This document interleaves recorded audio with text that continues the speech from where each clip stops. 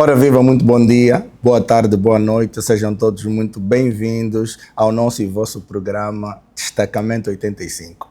Hoje temos um convidado muito especial que dispensa apresentações. Está aqui conosco uma pessoa muito especial para mim, não é? Ele que é pai, é esposo, é irmão, amigo e também se destaca como um líder de uma igreja aqui em Houston, Texas, que é a MSBN Houston. Seja muito bem-vindo, Pastor Charles. Obrigado, Paulo. Agradeço pelo convite, agradeço pelo privilégio de estar aqui nesse primeiro episódio, desse podcast. E me sinto honrado pelo convite e espero que esse tempo nosso possa edificar a vida de muitas pessoas hoje. Amém, amém, amém. O prazer é todo nosso de tê-lo aqui, pastor, e muito obrigado por aceitar, não é? E se disponibilizar em estar aqui conosco. Normalmente nós começamos o podcast de uma forma tradicional, né? Como toda e qualquer entrevista, conhecer quem é o nosso convidado, de onde o nosso convidado veio. Então, antes de mais demora, vamos então saber quem é Charles de Souza. Bem, sou o terceiro filho, de uma família de 3 irmãos. Eu tenho mais 2 irmãos, sou o filho mais novo. Nasci na cidade de Goiânia, no estado de Goiás, no Brasil, e morei a minha infância toda nessa região ali, e depois, mais tarde, eu me mudei para o Tocantins, um estado novo no Brasil, o último estado criado no Brasil, e me casei com a pastora Adriana, a mulher mais linda que existe nessa terra, sou apaixonado por ela, e tenho 2 filhos. Um é o Igor, que é o nosso filho mais velho, e a minha filha mais nova, que é a Ana. Então, esse é o Charles. Além de ser pai, eu também sou pastor, e como o Paulo já bem mencionou, nós cuidamos aqui de uma igreja aqui em Houston, no Texas. E é isso. Em resumo, esse é o Charles. Que bom, pastor. Já que o pastor fez um destaque assim da esposa do pastor, não é? Eu acho que os nossos convidados gostariam muito de saber como é que foi que o pastor conheceu a sua linda esposa. Bem, isso é bem legal, essa história, bem diferente, digamos assim, porque quando eu fui enviado para o Tocantins, eu fui enviado para trabalho. Eu fui transferido de uma empresa que eu trabalhava para o estado do Tocantins. E lá eu contratei uma empresa de consultoria que me dava um suporte naquilo que eu precisava fazer. E a proprietária da empresa, ela um dia conversando comigo, ela falou assim, olha, eu acho que você tem uma vida que está um pouquinho inadequado àquilo que seria o ideal para você. Você parece gostar de algumas coisas, mas está vivendo outras diferentes. E eu queria te apresentar uma pessoa, eu acho que você tem mais o perfil família e tudo mais. Queria mudar completamente. Exatamente. E aí ela me apresentou para a Adriana, me colocou em contato com a Adriana. Nessa época eu não estava na igreja, estava bem afastado da igreja, não tinha nenhum relacionamento com Deus de fato. E aí eu acho interessante como Deus, faz o mover dele para conectar as pessoas. Então essa mulher, ela nos apresentou, essa amiga nos apresentou, me colocou em contato com a Adriana e a gente começou a conversar e a primeira coisa que a Adriana fez foi me chamar para ir na igreja. Uau! E a Adriana já era ministra de louvor, já estava firme na igreja, mas eu não queria nada nem com igreja, nem com Deus. E através desse contato eu comecei a regressar, a fazer o caminho de volta para Deus. Uau! Que bom. Então eu tenho essa... Então quer dizer que a pastora Adriana é que levou o pastor de volta para os caminhos de Deus. Paulo, eu acho interessante até mencionar isso, porque durante muito tempo meus pais até acharam um pouco estranho quando eu falava isso, mas assim, eu fui criado num lar evangélico, mas eu não conhecia a Deus.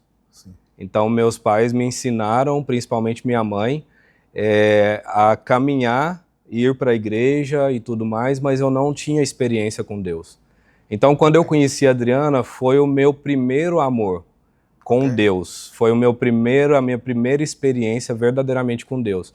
Então, através da vida dela, ela realmente me ganhou para o Senhor Jesus. Eu não considero nem como um resgate, porque eu não tinha essa experiência anterior. Sim, sim. Mas sim, ela me ganhou para Jesus. Ela foi o instrumento para me apresentar a Jesus, depois para me discipular, para me mostrar o caminho. Uau. Então é bem interessante isso na nossa vida. Que bom, que bom. Espero que os nossos telespectadores tenham gostado dessa história muito linda, da forma como o pastor não é alcançado por Jesus através da vida da pastora Adriana, a quem eu desejo já um abraço à pastora Adriana, nossa pastora que está ali sempre destacada na igreja, as atividades da igreja. É realmente uma mulher de Deus, não é uma mulher forte, ela tem aquela personalidade forte e nós ficamos impressionados com essa história. Agora, pastor, uma coisa que o pastor mencionou sobre... Na verdade, a pastora não resgatou, a pastora alcançou o pastor, não é? Então, quer dizer que o pastor, mesmo crescendo dentro de uma educação religiosa, de acordo aos seus pais, o pastor nunca teve um contato direto, digamos assim, com Deus enquanto filho, não é, dos seus pais. Paulo, eu carrego comigo a experiência em relação ao Evangelho que foi me apresentado na minha infância, e isso eu trabalho bastante para não cometer essa mesma falha com as crianças que a gente tem na igreja. Na época, na minha infância, foi me apresentado um Deus que ele só punia. Então eu tinha medo de Deus, porque tudo que saía do padrão convencional, a minha mãe, até minha avó também, sempre diziam, você vai para o inferno, isso é pecado. Então, desde pequeno, eu conheci apenas essa visão de Deus. Deus, lógico, nosso Deus, para você que está nos assistindo aí hoje, talvez você tenha passado pela mesma experiência. Deus, ele é amor, mas Deus também é justiça. Só que muitas vezes a gente comete a falha de apresentar apenas esse lado, não só de justiça, mas o lado punitivo de Deus. Então a gente precisa se achegar a Deus pelo amor. A gente precisa se aproximar de Deus pelo amor e não pelo medo, né, daquilo que Ele possa fazer para a nossa vida. Então, desde pequeno eu tive esse momento negativo. E eu me lembro que quando eu comecei a ter essa consciência, aquilo ali para mim, eu ia aos cultos porque eu era obrigado a ir aos cultos.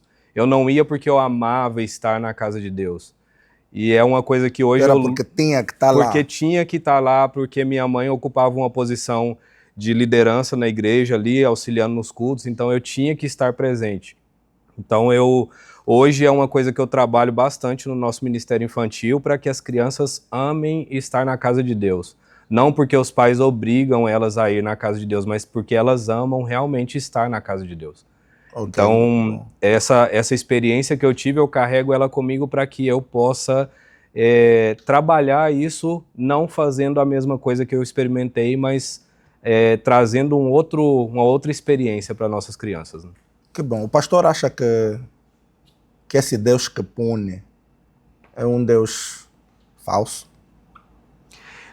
Como eu disse, Paulo, o nosso Deus, ele é justiça. Né? E a justiça de Deus, ela vem sobre nós... Porque não me leva a mal, pastor, mas eu acho que quem comete erros, de alguma forma, né? Eu acho que deve ser punido, até por uma forma de correção, né? Eu acho que os erros nos levam à punição, por consequência, né? Então, eu entendo, pastor, quando o pastor diz sobre o medo que colocavam no pastor sobre o Deus que foi lhe apresentado, porém também surge alguma dúvida aqui de que se é legítimo Deus punir ou não. Então fica aqui aquela dúvida, se Deus pode ou não punir, porque se Deus punir vai nos criar um medo de ir para a igreja. Então, porque eu vejo hoje em dia que muita gente sente esse receio, né? Ou tem tipo essa barreira de ir para a igreja porque lhe é apresentado um Deus que pune. Porém, é necessário haver correção. O pastor é pai e acredito que o pastor algumas vezes já corrigiu o seu filho ou seus filhos, né? Por algum erro que eles provavelmente tenham cometido, e nem por isso o pastor esteve errado quando os puniu. Muito pelo contrário, o pastor os puniu para fazê-los reconhecer os seus erros e de alguma forma se corrigirem do caminho que poderiam andar posteriormente. Então, É só uma questão assim, porque o pastor, quando falou do medo, deu a entender que o Deus que foi apresentado ao pastor é um Deus que simplesmente pune, e o pastor falou do amor e de justiça. Me pareceu que não apresentaram esse amor, só apresentaram a punição.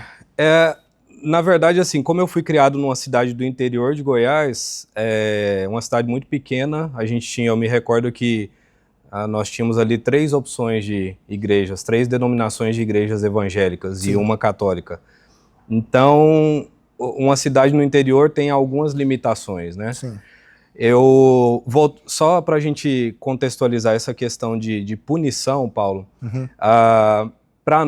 Para mim, o meu entendimento, a palavra punição, ela acaba trazendo um peso que não é aquilo que Deus faz conosco. Porque quando a gente fala biblicamente sobre amor e justiça, a justiça de Deus, Deus sendo justo, ele traz sobre nós aquilo que nós merecemos.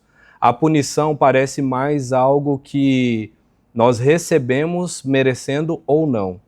Então, essa justiça de Deus, ela vem de acordo com os nossos atos, as nossas escolhas, o livre-arbítrio que nós temos, que é esse poder de decisão. Então, de acordo com as decisões que eu tomo para conduzir a minha vida, a justiça de Deus recai sobre nós. Mas ainda que essa justiça às vezes pareça ser algo punitivo, ainda assim ela vem recheada de amor.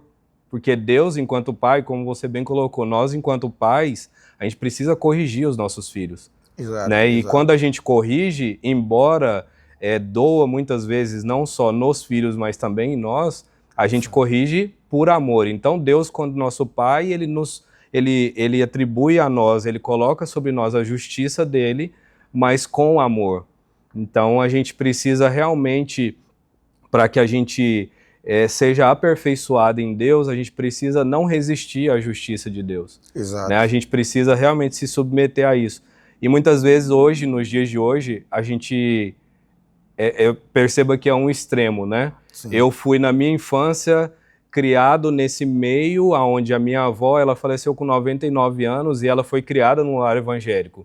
A minha mãe também foi criada num lar evangélico. Então, eu fui criado nesse meio no interior, onde se apresentava apenas essa questão de não faça isso porque Deus... A proibição. É proibido fazer isso. Se você fizer, você está sendo condenado.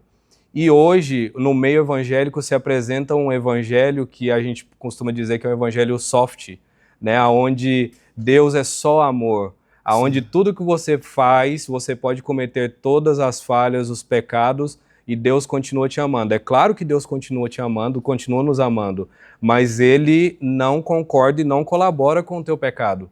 Então as pessoas têm distorcido muito, então perceba que há um extremo. Né, da minha época, que você já está numa fase um pouquinho mais avançado, mas a minha época, a minha geração, foi criada nesse sistema de você precisa se submeter a Deus, você precisa, né, abrir mão do pecado, porque senão você vai ser condenado. E esse é um extremo. E a outro extremo hoje é o que a gente experimenta das pessoas continuarem conduzindo a sua vida no meio do pecado e achando que está tudo bem para Deus. Que você conquistou a sua salvação, que você vai viver a eternidade, mas que nessa terra você pode continuar vivendo o pecado. É isso aí. Muito obrigado, pastor, pelo esclarecimento aqui sobre essa questão, porque essa questão da punição, eu acho que gera muitas questões em muita gente, né? Porque, conforme o pastor mencionou, desse Deus que lhe é apresentado, né, da punição, e esquecer-se do amor de Deus, e referindo que nos dias de hoje, esse evangelho soft, né, como o pastor assim mencionou, que as pessoas estão muito voltadas somente no amor, esquecendo-se da justiça. Isso é muito importante frisar. Eu gostaria que o pastor nos falasse um pouco sobre quando... O pastor se lembra quando é que foi ordenado a pastor? Não vou me recordar o ano exatamente. Mas a igreja, ou a cidade, o pastor se lembra? Então, eu fui ordenado, fui consagrado a pastor na cidade de Palmas, no Tocantins. Isso devem fazer talvez 18 anos, se não me falha a memória. Assembleia? Não era Assembleia de Deus, era uma denominação muito conhecida aqui nos Estados Unidos, que é a Igreja de Cristo, Sim. e depois, posteriormente... Evangélica. Posteriormente, houve o reconhecimento através da Assembleia de Deus, que é um processo que nós fazemos até internamente, de pessoas que são consagradas, apresentadas a pastor, e depois ela vem de um ministério externo e é reconhecido internamente. Então isso aconteceu na Assembleia de Deus há 9 anos atrás. Há 9 anos atrás, depois do pastor ser consagrado na Igreja de Cristo. Então eu tenho 18 anos de caminhada enquanto pastor. Lógico que eu passei primeiro pelo momento de evangelista, né? Fui consagrado evangelista, depois a pastor, e aí depois, há 9 anos atrás, eu fui reconhecido dentro da Assembleia de Deus. Hoje a gente tem um reconhecimento tanto na Assembly of God nos Estados Unidos, quanto na Assembleia de Deus no Brasil, na Convenção Nacional. Que bom. Isso propriamente falando da MSBN, já neste caso. Ou a igreja que ordenou o pastor? A igreja que consagrou o pastor é que está reconhecida agora nos Estados Unidos e no Brasil. Isso a gente fala de... Nós somos uma Assembleia de Deus, né? Embora seja um nome do ministério, que é MSBN, mas nós somos uma Assembleia de Deus. Então, o reconhecimento enquanto pastor eu tenho dentro da Assembleia de Deus. Na Assembly of God nos Estados Unidos e na Assembleia de Deus no Brasil. Entendi. Então, isso significa dizer que o pastor pode exercer a função de pastor tanto no Brasil quanto a nível do mundo? Sim, né? Sim, globalmente. Exatamente. E dentro dessa ordem, o pastor tem algumas referências ao longo desse percurso, né, dentro do Evangelho. O pastor tem algumas referências que eu gostaria de fazer menção aqui, pelo menos umas 3 referências, assim. Bem, pode ser de igreja como instituição e também pode ser de pastores. Bem, eu carrego comigo algumas referências que talvez nem todos conheçam, mas nós temos Mas vamos conhecer a partir de agora. Depois você pode pesquisar a respeito aí. Uma das referências que eu tenho é o pastor Antônio Domingos, que é o fundador do nosso ministério.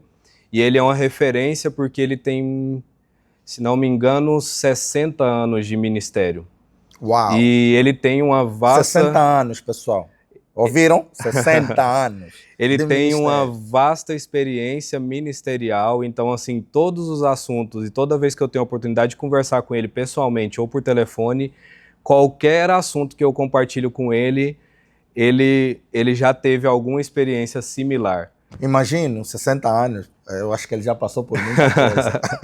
E o pastor Antônio, ele, assim, não é só uma referência de homem de Deus, mas, assim, de realmente essa vontade de ser instrumento nas mãos de Deus, porque hoje ele está com mais de 70 anos de idade e ele coloca qualquer um de nós no bolso, como diz a expressão no Brasil, que é, ele tem essa energia, essa vitalidade ainda para fazer missões, não só no Brasil, mas aqui nos Estados Unidos e qualquer outro país. Então ele viaja o mundo inteiro, prega, leva a palavra, não tem limitação em relação à língua, né? Porque embora ele não fale inglês, não tenha o domínio do inglês, mas sempre ele pede a ajuda de algum tradutor, mas ele não se limita, ele não para e ele continua fazendo aquilo que Deus comissionou ele para fazer. Então ele é uma das minhas referências. Uma outra referência, talvez mais contemporânea, é o pastor Saulo, que é o meu pastor direto, que é quem me pastoreia. O pastor Saulo tem 25 anos de ministério também. É um homem de Deus e também é uma referência mais atualizada, né, digamos assim. Porque o pastor Antônio ele foi criado já no formato, né, mais antigo aí. E o pastor Saulo também é uma referência para mim de homem de Deus e carrega toda essa experiência, principalmente fora do país, né, porque praticamente todo o ministério dele foi consolidado aqui nos Estados Unidos. Então eu tenho ele como essa referência também. Que bom.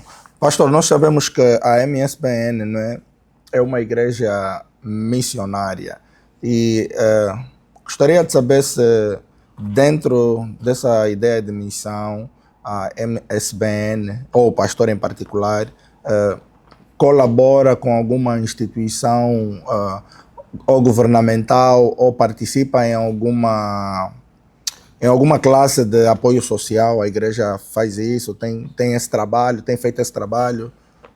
Então, A nossa missão enquanto ministério é de levar o evangelho a todas as pessoas. E por ser uma igreja missionária, como é que nós fazemos isso? É porque muitas vezes até entra um pouco a dúvida para você que está nos assistindo, porque missões às vezes parece somente a gente subir num púlpito e pregar o evangelho. Mas como é que começam as missões dentro da MSBN? Nós começamos através de trabalhos sociais. Então, a nossa igreja, como uma igreja missionária, nós somos também uma non-profit organization, né? Então, a gente primeiro abre o caminho através de um projeto social. Então, por exemplo, na África, a gente tem muitos projetos relacionados à escola para crianças. E isso é uma porta de entrada para a gente acessar os pais. Então, sempre o projeto ele começa através de uma entrada social, né, seja de alimentação, seja de escola, ou seja de um daycare ou alguma coisa nesse sentido. E aí depois a gente apresenta o evangelho, principalmente para os pais e para as crianças também, através desses projetos sociais. Então, no mundo inteiro, as nossas missões elas estão sempre voltadas para esse braço social. Em alguns lugares é mais focado em atendimento médico, outros é atendimento somente atendimento, digamos que odontológico, algum tipo de serviço social. Em alguns é somente escola, alfabetização. Então está diversificado, mas sempre com esse olhar e essa atenção, esse cuidado para atender a expectativa, a necessidade de cada um. A palavra de Deus fala para nós que se uma pessoa nos pede, né, às vezes ela está com fome e ela nos pede algo para comer e a gente falar apenas eu vou orar por você, a gente não está sendo aquilo que Deus espera que nós sejamos. Então muitas vezes a gente precisa dar um prato de comida e orar por essa pessoa. É o que nós fazemos enquanto ministério. Localmente, nós enquanto igreja, nós fazemos o que a gente chama de missões urbanas, que muitas vezes é o que as pessoas conhecem. Missões urbanas é aquilo que a gente faz, por exemplo, alimentar um desabrigado que está ali embaixo de um viaduto,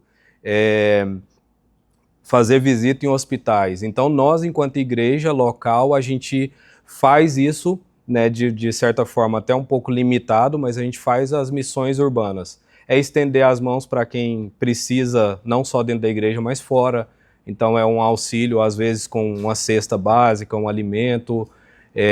A gente, na medida do possível, a gente tenta dar esse suporte. Às vezes tem alguma pessoa que está passando necessidade, está sem trabalho, então a gente tenta ajudar de alguma forma. E tudo isso está envolvendo as missões urbanas. Mas, de novo, sempre relacionado a apresentar o evangelho através das nossas ações, através das missões, mostrar Jesus Cristo. Que bom, que bom. Outra pergunta que eu queria fazer dentro das missões é, primeiro, como é que as missões elas são suportadas, né? Através da igreja, claro, mas de que maneira as missões são suportadas e em quantos países a MSBN tem missões? Então, as missões elas têm o suporte de duas formas. Existe pessoas que se disponibilizam para fazer missões. Então, a gente fala de uma pessoa que está na ponta da corda, é aquele que se disponibiliza e fala, não, eu quero ir até o local fazer missões. E existe uma outra parte que é o suporte em relação a manter aquela pessoa que está lá no outro lado, e não só manter essa pessoa, mas manter toda a estrutura de missões que funciona lá do outro lado. Então, por exemplo, uma escola, ela tem o custo das professoras, o custo da alimentação das crianças, o custo, às vezes, de um uniforme e tudo mais. Então, perceba que existe uma pessoa que está lá, apresentando o evangelho, cuidando dessas crianças, e existem as pessoas que estão do lado de cá suportando financeiramente esse projeto. Então a missão ela acontece nessas duas esferas, né? Como que acontece dentro da nossa igreja? Você pode ser um mantenedor de missões, né? A gente considera mantenedor aquela pessoa que entendeu o que é missão e ela se compromete em suportar missões de forma sistemática. Independente daquilo que aconteça, ela tem essa responsabilidade dentro de si. né? E tem pessoas que às vezes são ofertantes, que são pessoas que em determinado momento da vida ela fala, não, eu quero ajudar o projeto específico, eu quero ajudar um projeto que está caminhando em tal direção. Hoje a gente está em 34 países, em boa parte deles a gente tem algum tipo de missão que está voltado para esse aspecto social e, lógico, em todos os países a gente está ali apresentando o evangelho, mas então o nosso ministério hoje ele está presente em 34 países, inclusive Brasil, que é onde nasceu o nosso ministério. Mas nós somos muito fortes naquilo que nós fazemos, naquilo que nós entendemos que é o chamado para nós. Missões é o DNA do nosso ministério. Que bom, pastor. É um trabalho realmente muito importante a ser feito, não é? Além de levar o evangelho, associar, não é, ao cuidado, que é aquilo que o pastor falou que a Bíblia nos recomenda fazer. Uma curiosidade, eu já vi, né, vários vídeos das missões da MSBN, por exemplo, já vi na Ásia, na Índia, em África. Eu gostaria de saber se aqui nos Estados Unidos também tem essas missões, né? Se também fazem esse tipo de missões. E outra coisa que o pastor mencionou sobre o pastor Antônio Domingos é que ele não tem dificuldade, ou seja, não tem limitação com a língua. E eu sei que estamos num país que a língua oficial é inglês. A MSBN pensa ou já tem algum pastor americano? Nós temos um pastor que é inclusive meu amigo, Chadwick. Ele foi um pastor que foi autorizado, um pastor autorizado. Ele cuidou da plantação da nossa igreja no Colorado. Ele é um americano, nascido aqui, e ama brasileiros, se casou com uma brasileira, tem dificuldade de falar o português, ele fala mais inglês, lógico, é fluente no inglês, né, por ter nascido aqui. Então esse é um caso que eu me recorde agora de um caso de pastor americano dentro do ministério. Sim. Mas a grande maioria dos nossos pastores, eles já têm essa dupla cidadania. Okay. Né? Tem o domínio do inglês e tem uma dupla cidadania já, então tem essa abertura aí já para... Que bom, pastor. Vou fazer uma pergunta antes de nós irmos para o nosso intervalo, não é? E o pastor vai responder depois do nosso intervalo. Na perspectiva do pastor, não é? Como é que o pastor vê a Igreja de Cristo hoje, com tudo que vem acontecendo no mundo, em torno das novas tendências e tudo que se vive, seja dentro e fora da igreja? Como é que o pastor vê o comportamento ou posicionamento da igreja? Mas não é para responder agora, nós voltamos já, não sai daí, nós temos um curtíssimo intervalo para você que está aí. O pastor vai nos responder essa pergunta e a gente volta daqui a pouco, não saia daí. Olá, eu sou o Manuel Paulo, mais conhecido por Alicate, e esse é o Destacamento 85, um podcast que vai levar até você uma viagem com os nossos convidados dentro de uma conversa saudável e muito confortável. Vamos falar sobre variadíssimas coisas, sobre desporto, religião, cultura e muito mais. Contamos contigo, não perca nenhuma edição do nosso podcast.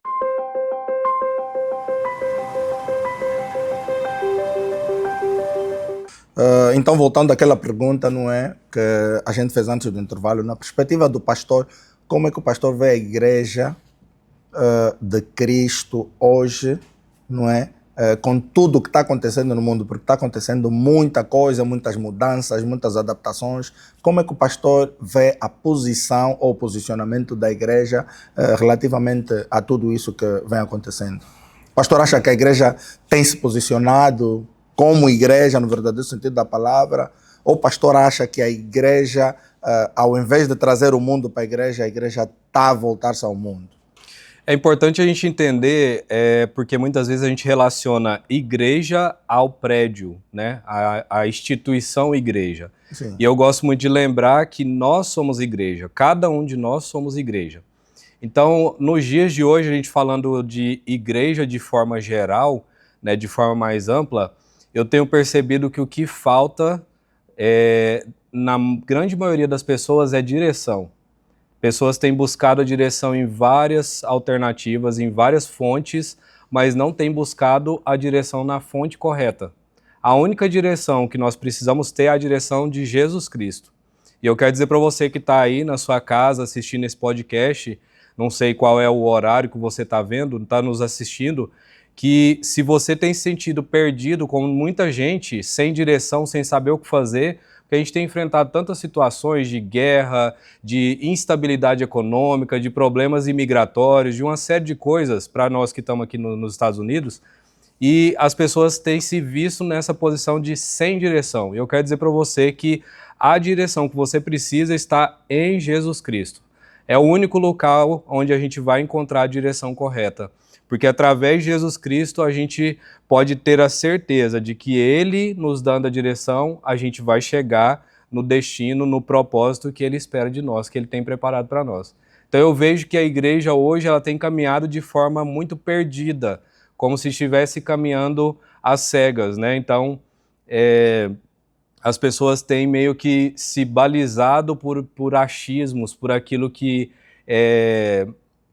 a mídia tá apresentando. E a gente precisa realmente buscar a direção na palavra de Deus, buscar a direção no Senhor, que esse sim é infalível. Quando a gente se apega à direção de homens, a direção que é dada por homens, a gente tem uma tendência a mais dia, menos dia, a gente ter problemas, a gente falhar, a gente cometer erros, enfim. Então, eu vejo dessa forma, a igreja, enquanto nós, né, igreja somos nós temos caminhado fora da direção de Deus, de forma geral, de forma ampla.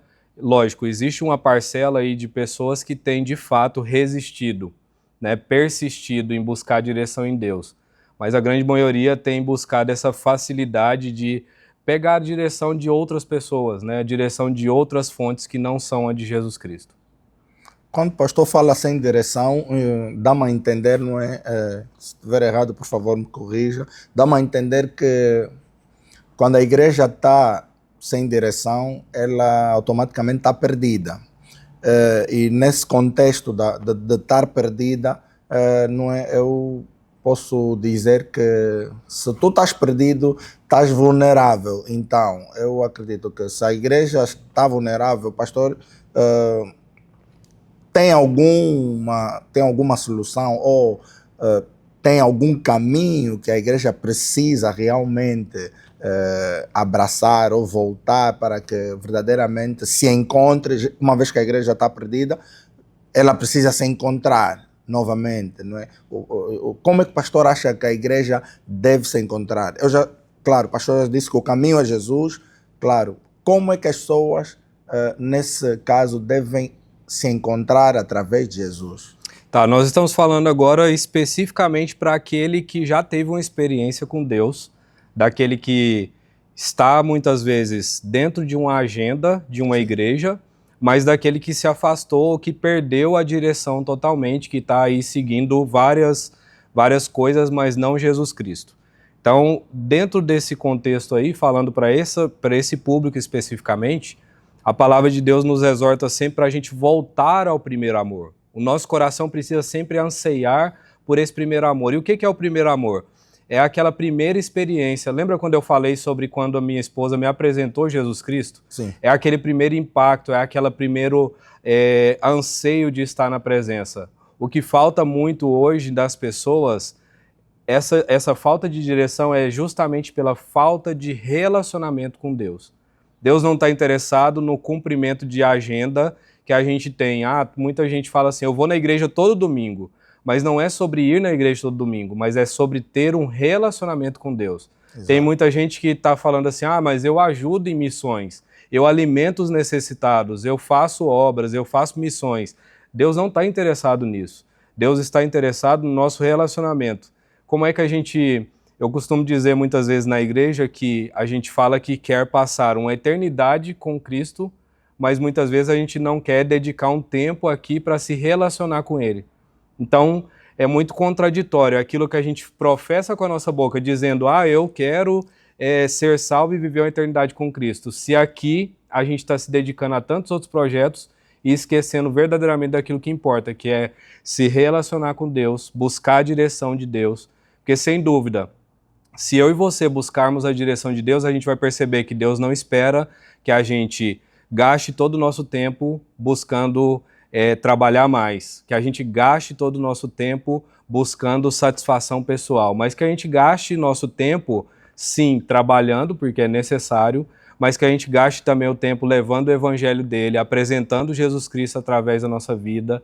Então, é muito simples. Quem complica, Paulo, muitas vezes somos nós. É verdade, concordo com o pastor.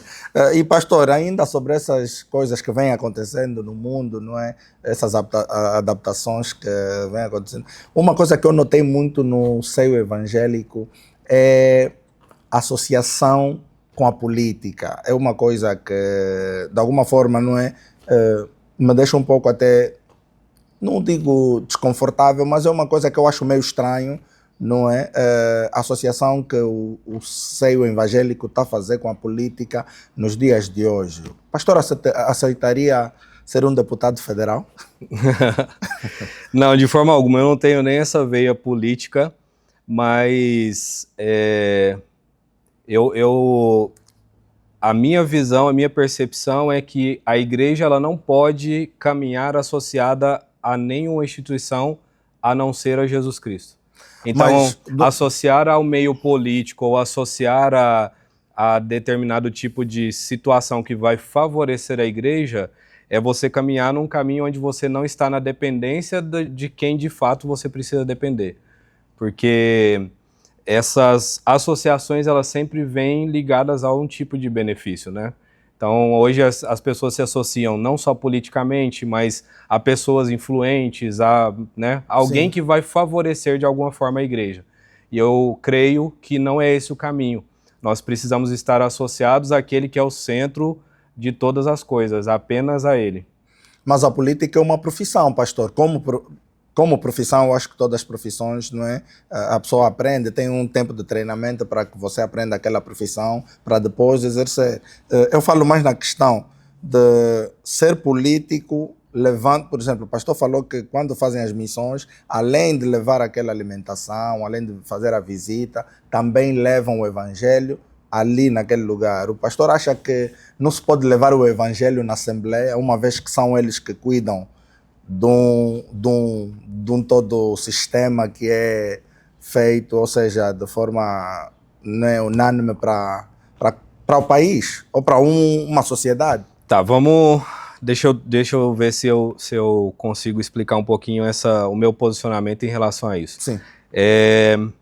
Quando a gente fala sobre a igreja se associar ao meio político, existem duas formas distintas aí. E talvez quando eu me expressei aqui, eu estou falando sobre a igreja, ela trazer para dentro de si o meio político, né? Ela trazer um deputado, ela trazer uma pessoa do meio político para dentro da igreja e ela usar a igreja como forma de influenciar pessoas para o meio político. Então essa é uma situação que é a situação que eu discordo totalmente. E a outra situação, que é agora aquilo que a gente vai falar um pouquinho mais, é sobre pessoas que já conhecem a verdade, que já são salvos e libertos e que optam por seguir a carreira política.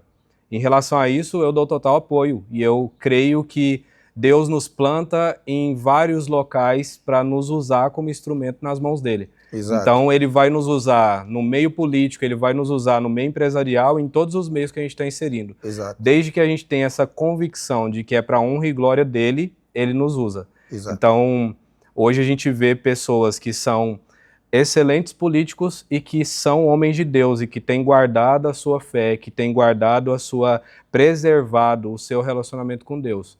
Então, quanto a isso aí, eu não tenho nenhuma forma de restrição ou de reprovação nesse sentido. E quem sou eu para reprovar, né? Mas o que eu estou dizendo é sobre realmente apoiar pessoas que decidem ser instrumento de Deus no meio político. Sim, porque eu baseei essa pergunta não é ligado à questão da missão, porque quando o pastor falou que quando vão fazer a missão, né, de alguma forma, não é só levar ajuda social, né, propriamente, mas o foco principal é levar o evangelho. Então, daí não é eu achar que, por exemplo, se eu sou cristão e eu já tenho a minha convicção, será que eu, de alguma forma, se ser chamado na Assembleia para ser um deputado federal, para ser um ministro de alguma área dentro da organização do governo, não seria errado? Não seria errado, e até biblicamente a palavra de Deus nos diz assim, que quer comamos, quer bebamos, qualquer coisa que nós fizermos, que seja para sua honra e glória do Senhor. Exato. Então a gente precisa ter sempre essa certeza no nosso coração. Muitas vezes a gente quer ocupar uma posição para que seja uma satisfação pessoal. Sim. A gente quer ocupar uma posição para que a gente apareça. Sim. E quanto mais a gente diminuir, mais o Senhor aparece. Então, se Exato. Deus plantar no nosso coração ser um político, seja o melhor político para que o nome dele seja exaltado. Amém. Né? Se Deus colocar no teu coração ser um empresário, seja o melhor para que o nome dele seja exaltado. Como esse projeto que está nascendo aqui, esse podcast, eu creio, tenho certeza de que é para a honra e glória do Senhor. Né? Você é um exímio comunicador e Deus te levantou para levar a palavra dele. Nós aqui não somos partidários de uma denominação religiosa, mas nós somos partidários de Jesus Cristo. A gente carrega a bandeira de Jesus Cristo, então é o nome dele que a gente está levando. Amém. Tudo que a gente for fazer, a gente precisa apresentar Jesus Cristo. Amém. Ainda dentro das adaptações, são muitas adaptações que vêm acontecendo. É muita adaptação que vem acontecendo no mundo e nós estamos mergulhados numa maré de adaptações, né? Há uma curiosidade, não é? Fala-se muito hoje também dentro do seio evangélico que eu já li a Bíblia completa, graças a Deus, e eu nunca vi na Bíblia nenhuma parte que proíbe a mulher de ser pastora. Eu nunca vi. Se eu perdi alguma parte na Bíblia, o pastor melhor do que ninguém pode me corrigir, mas eu nunca vi uma parte que proíbe a mulher de ser pastora. Porém, eu também nunca vi, né, alguma mulher assim com esse perfil, né, de pastora. Mas hoje não vem se levantando, graças a Deus, vem se levantando muitas mulheres no seio pastoral. Qual é a visão do pastor sobre isso? O pastor tem uma mulher que é pastora.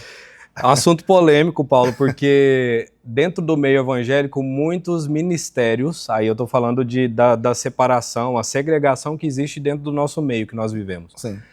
Muitos ministérios, muitos líderes de ministérios discordam, né, dessa questão de ter mulheres pastoras. Sim. E desculpa cortar, pastor, mas essa discordância tem algum respaldo bíblico? Não tem nenhum respaldo bíblico, né? De fato, você, como já leu a palavra inteira, você não vai encontrar nenhuma condenação para não existir. O que de fato eu percebo é que, assim, nós, enquanto homens, né, sacerdotes do lar, a grande maioria tem se ausentado do seu chamado. E as mulheres, elas têm ocupado um espaço, né, que de fato foi pela ausência dos homens. Então, por que existem hoje muitas mulheres pastoras? E que são mulheres pastoras expressivas? Porque muitas vezes o homem tem se anulado e tem deixado de ocupar o teu lugar. Exato. Então, eu não posso usar a palavra, né, de Deus e dizer que isso é condenado e criticar. O que, na verdade, nós precisamos fazer é nos posicionarmos enquanto homens de Deus. Então, sobre a questão de ter mulher pastora ou não, eu tenho uma mulher pastora dentro do nosso ministério, por acaso é minha esposa, é uma pastora excelente, exímia naquilo que ela faz, ela cumpre de fato o chamado, aquilo que Deus comissionou ela, e eu não tenho experiência nenhuma negativa em relação a mulheres pastoras. Né? Eu vejo que de fato tem faltado a ausência de posicionamento dos homens. Então, muitas vezes a gente diz, tem muita mulher pastora, mas está faltando homens pastores. E é importante, Paulo, você falou um assunto que eu só queria explicar, não é nenhuma pergunta, Sim, mas sim. você mencionou sobre as adaptações. Sim. Tem se falado muito nesse tempo nosso sobre, às vezes, necessidades da palavra de Deus ser atualizada, ser adaptada. E é importante você se lembrar que a palavra de Deus, ela é uma das características dela, além de ser inerrante, né, ela é imutável. Ela não precisa de alterações, ela não Sim. precisa de adaptações. E dentro do nosso meio, muitas vezes a gente tem ouvido falar sobre a necessidade de uma palavra que tem que ser atualizada, ser acrescentada. Alguns ministérios têm falado sobre acrescentar algumas coisas, né? E a palavra de Deus, ela não requer nada disso, ela é atual e ela é viva e eficaz para o tempo que nós temos vivido. Então, adaptações no meio evangélico, elas não existem. A gente tem que deixar de lado essas adaptações. Sim. Quando a gente flexibiliza a palavra de Deus, a gente está apenas disfarçando aquilo que é o pecado, aquilo que é errado. A gente tem que entender que errado é errado, pecado é pecado, e o que é certo é certo. A palavra nos ensina isso. Então a gente não pode cair nesse erro, talvez nessa facilidade que tem se ensinado sobre fazer adaptações do meio evangélico, né? Sim, sim.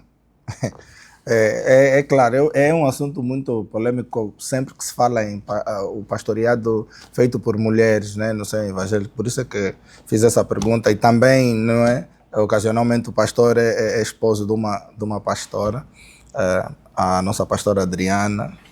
Eu acho que o nosso público, quem está nos assistindo agora e sabe que eu estou a entrevistar um brasileiro, estão curiosos com algo que surgiu também, né, nas redes sociais, muito pelas redes sociais, e muito se falou sobre onde é que surgiu, como é que surgiu, mas veio para que motivo, o que é que isso nos traz.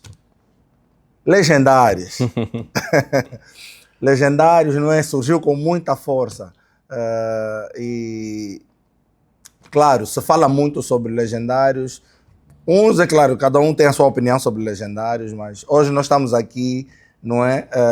Na primeira pessoa, com um legendário. O pastor lembra do seu número de legendário? Sim. Qual é o seu número? 104967. 104697. 6 é 6 em Angola, 6 é 6. Ok.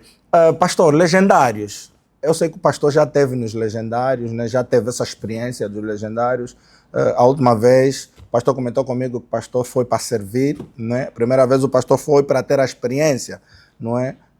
Sobre o que é verdadeiramente o legendário.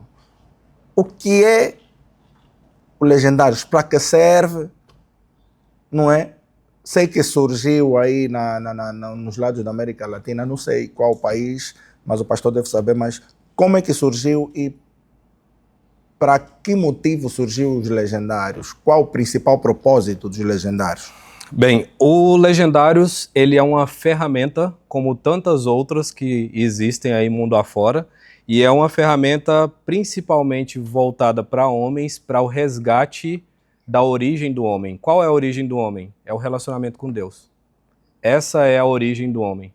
Sim. Deus criou o homem para se relacionar com ele. Quando Deus criou Adão, ele criou para se relacionar com o Pai. Sim. Isso tem se perdido no meio do caminho. Então, sim, muito tem se falado e, na verdade, está em alta, né, nesse último ano, falar sobre legendários, e muitas pessoas têm falado mal, têm criticado e têm pegado cortes, né, daquilo que acontece dentro do Legendários e colocado na mídia e criticado e dito que isso não é o evangelho, isso está errado e tudo mais.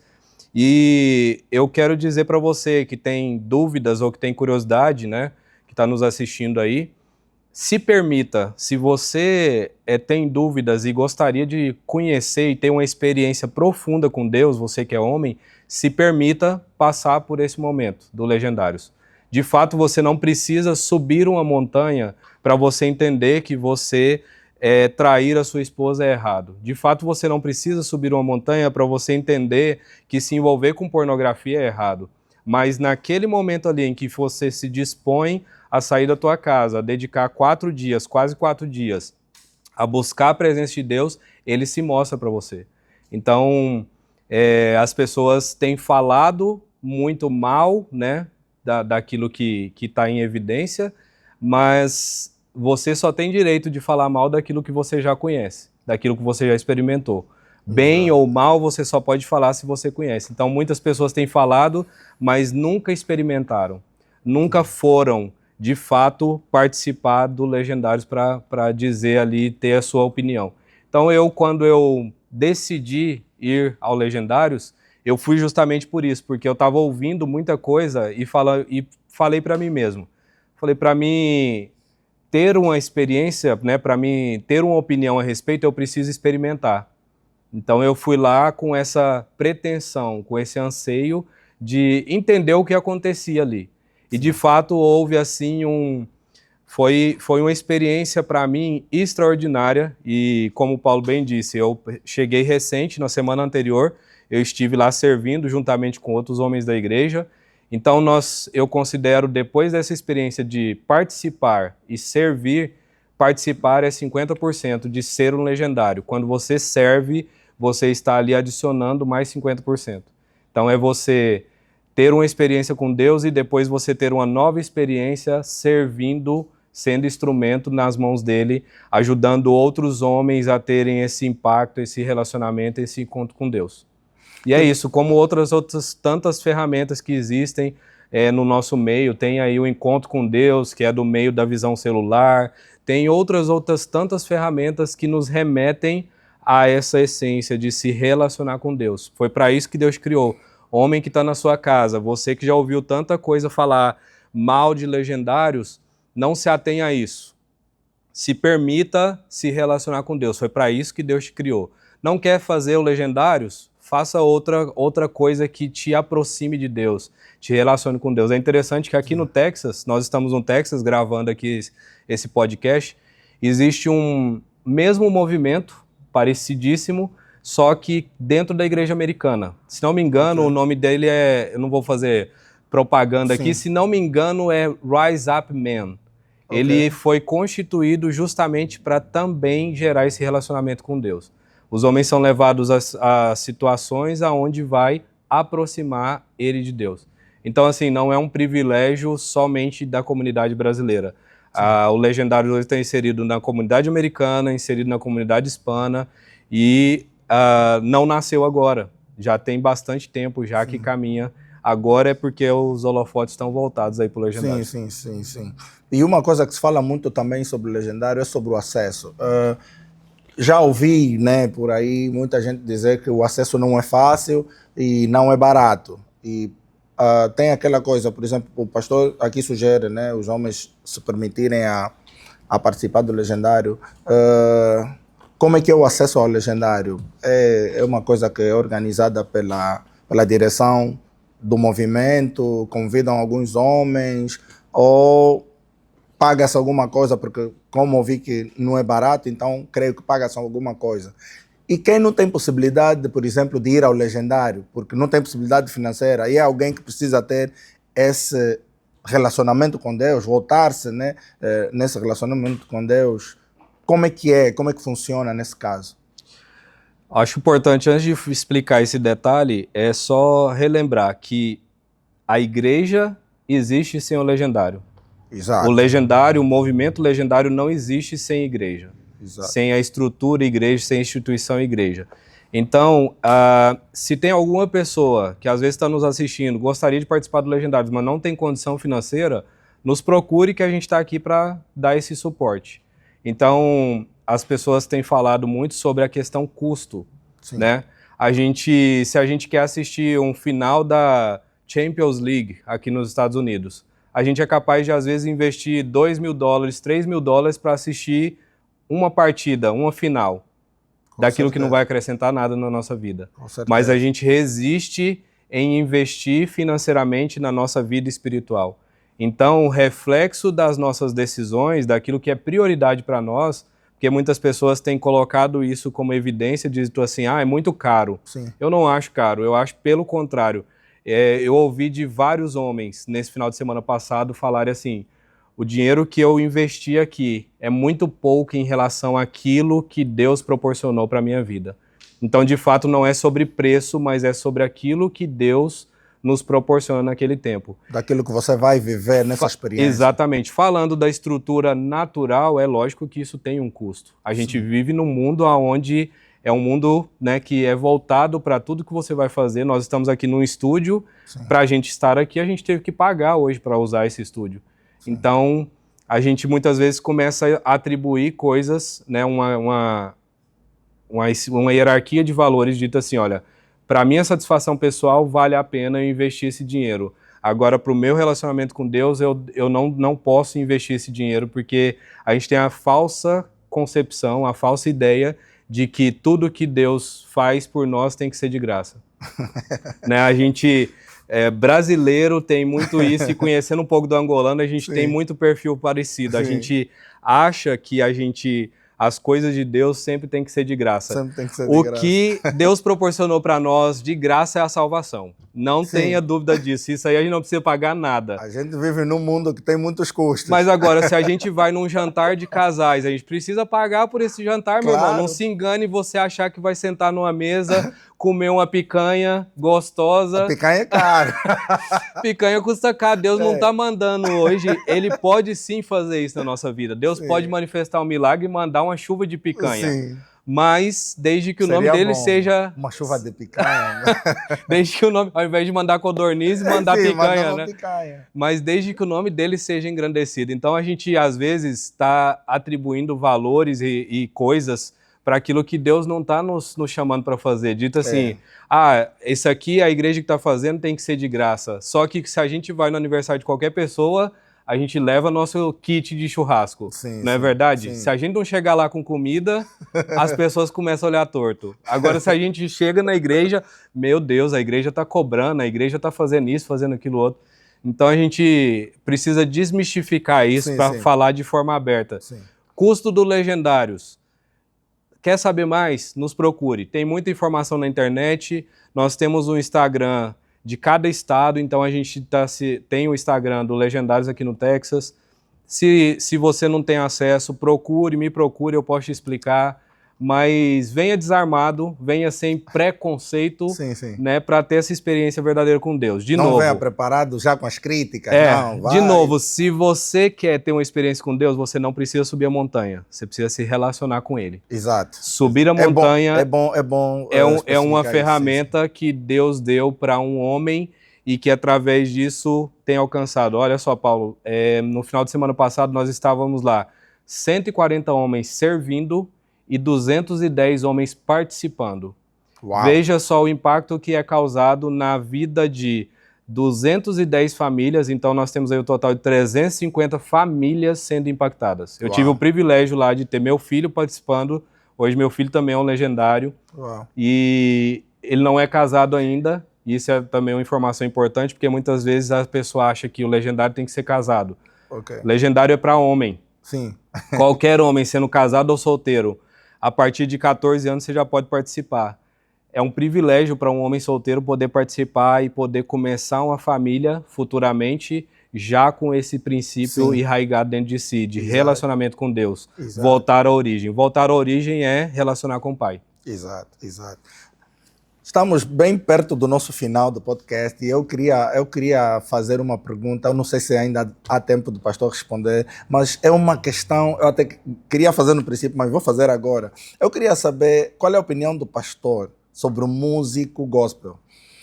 O músico gospel, ele tem que frequentar uma igreja, porque hoje tem muito músico gospel que eu não sei se eles têm um pastor, eu não sei se eles têm uma igreja que eles frequentam, né? E eu não sei, por conta de algumas agendas, muitos músicos estão a se desfazer do culto na igreja. O que o pastor acha? O músico gospel, ele deve fazer parte de uma igreja, ter um pastor e, se puder, fazer parte do Ministério do Louvor? Qualquer pessoa que ocupe qualquer posição, independente de ser músico, de ter uma posição de destaque, de ser reconhecido mundo afora, ele precisa estar numa igreja. É importante ele ter alguém que pastoreie ele, alguém que imponha as mãos sobre a cabeça dele, alguém que ore por ele. Ele precisa ter uma casa espiritual, ele precisa ter o alimento espiritual e ele precisa criar raízes. O que muitas vezes acontece é que as pessoas elas se deixam levar pela vaidade. Elas acham que quando Deus coloca sobre elas um talento, um dom, né? Esse dom e esse talento ele passa a ser usado em benefício próprio. Então ela acha que ela é autossuficiente, que ela não precisa estar numa igreja. Então ela está olhando para si, ela achando que ela é maior ou melhor do que outras pessoas.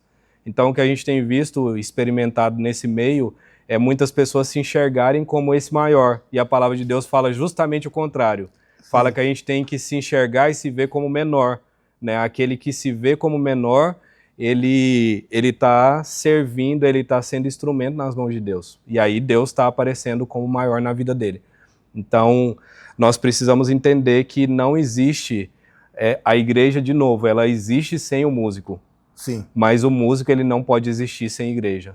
Se ele existir sem igreja, ele está apenas sendo um músico na racionalidade, no natural. Quer ser um músico, quer ser um cantor, um instrumentista de Deus, usado por Deus para levar o evangelho, esteja numa igreja. Se submeta ao seu pastor, se submeta à estrutura da igreja. Você não é melhor do que ninguém. E isso, muitas vezes a gente acha que conhecer um pouquinho da palavra, né, a gente teve uma experiência pequena com Deus, a gente se acha melhor do que qualquer outra pessoa. Nós não somos melhores do que ninguém. O único que é melhor do que nós, aliás, o único, de fato, que é melhor do que nós é Jesus Cristo. Nós aqui somos todos iguais. Eu e você, Paulo, não tem nada que nos diferencia.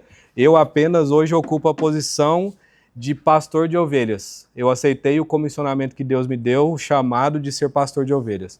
Mas nós não somos diferentes. Somos filhos do mesmo Pai, temos os mesmos privilégios e os mesmos benefícios daquele que nos chamou. Muito obrigado, pastor. Muito obrigado. Foi um privilégio, uma honra tê-lo aqui conosco nessa nossa primeira edição do podcast.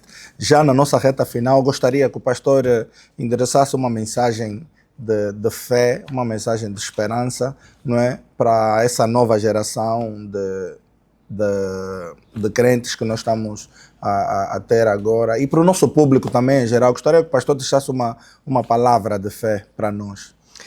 Bem, eu mais uma vez quero agradecer pelo convite, pelo privilégio de estar aqui, né, nesse momento tão especial, tão marcante. E a palavra que eu quero deixar para você que está nos assistindo hoje, se você já conhece a Jesus Cristo, se você já teve uma experiência com Deus, Deus te chama para algo mais profundo. Deus te chama para algo aonde você vai ser mais usado na presença dele. Se você não conhece a Jesus Cristo, procure conhecê-lo.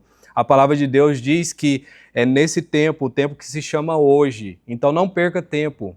Procure a Deus hoje, não deixe para amanhã. A gente não sabe como será o dia de amanhã, mas a oportunidade que você está tendo, que é hoje, você precisa aproveitar essa oportunidade. Procure conhecer a Deus, procure se relacionar com Deus, procure intimidade com Deus e Ele vai se mostrar para você. A palavra de Deus diz, batei e abrir-se-vos-á. Aquele que busca, ele recebe. Então, bata na porta, procure a Jesus Cristo, esteja nos pés do Pai. Não perca tempo. Deus abençoe sua vida. Muito obrigado, pastor. Muito obrigado a você que esteve aí do outro lado a nos acompanhar aqui durante essa conversa, não é, com o pastor Charles Souza. E voltamos no próximo episódio. Esteve conosco a produção e realização da GRAP, eu, Alicate, Manuel Paulo. E muito obrigado mais uma vez, pastor Charles. Obrigado, Paulo. Até a próxima. Até. Tá?